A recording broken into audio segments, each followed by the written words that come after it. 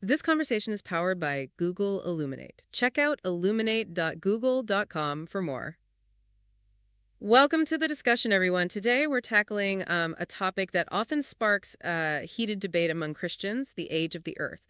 Many believe the Bible supports a young earth, created in just 144 hours.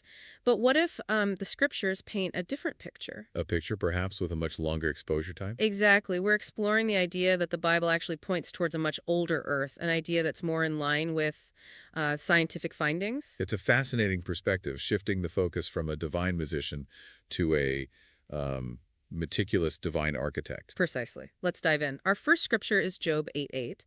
It urges us to inquire of the former age. This suggests a time before the creation narrative in Genesis, right? It implies a pre-existing history, a timeline that extends beyond the commonly understood 6 days. It's not about magic, but about a vast unfolding story. Right. It opens the door to a much richer understanding of God's work. Next, Deuteronomy 4:32 encourages us to ask now of the days that are past. Again, this points to a history preceding Adam. And it also prompts us to consider a cosmic conflict, a war in heaven, suggesting events of immense scale and duration. This isn't a quick creation, but a grand epic narrative. Yeah, it's a cosmic drama, not a stage magic show. Psalm 8 speaks of humanity being placed a little lower than the angels. This implies a pre-existing angelic hierarchy. And the reason for humanity's creation is linked to God's enemies. This suggests a conflict that predates humanity, shaping God's subsequent actions. It's not about pulling a rabbit from a hat, but about resolving a cosmic conflict. A conflict that necessitates a more complex, longer-term plan. Titus 1:2 mentions prophecies from the age, indicating a long-term prophetic plan. This suggests that God's plan wasn't conceived in a moment, but unfolded over vast stretches of time. It's not about a sudden appearance, but about a carefully orchestrated design. A plan that requires a longer timeline to fully understand. Both 2 Timothy 1:9-10 and 1 Corinthians 2:7 refer to God's purpose and grace before the ages began, again pointing to a pre-existing timeline. These verses emphasize a divine plan that transcends the immediate creation narrative. It's not about a sudden act, but about a timeless, eternal purpose. A purpose that unfolds over eons, not hours. Psalm 104 and Job 26 describe God's actions in terms of rebuke and wrath, suggesting a cosmic upheaval. These passages depict a dynamic, active God, not a passive creator. The imagery suggests a process of restoration and order, not a simple act of creation.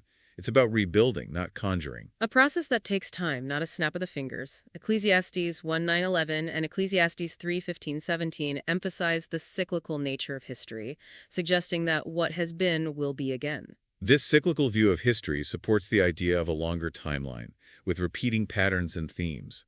It's not about a singular, unique event, but about a recurring narrative. A narrative that unfolds over millennia, not moments. Many other verses, such as those listed in the article, support this interpretation, using age instead of world, further emphasizing a longer timeline. The consistent use of age in various contexts strengthens the argument for a pre-existing history, a history that's integral to understanding God's plan. It's a tapestry woven over time, not a hastily painted scene. This perspective reframes the creation narrative, shifting the focus from a magician's trick to a builder's meticulous plan. It allows for a more nuanced understanding of God's relationship with creation, emphasizing his active involvement in a long and complex history. A history that's far more compelling than a simple 144-hour creation.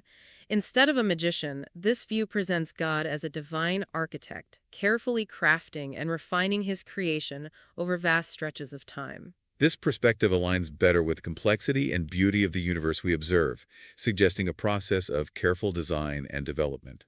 A process that resonates with our understanding of natural laws and scientific observation. This interpretation offers a more believable and relatable image of God, one who works within the constraints of time and process rather than defying them. It allows for a more profound appreciation of God's patience, wisdom, and long-term planning. A God who is not limited by our human understanding of time. So the idea of a young Earth created in 144 hours might seem like a neat trick, but the scriptures themselves suggest a much grander, more intricate, and ultimately more believable narrative. A narrative that invites us to explore the depth and breadth of God's work, acknowledging the vastness of time and the complexity of his plan. Thank you for this insightful discussion.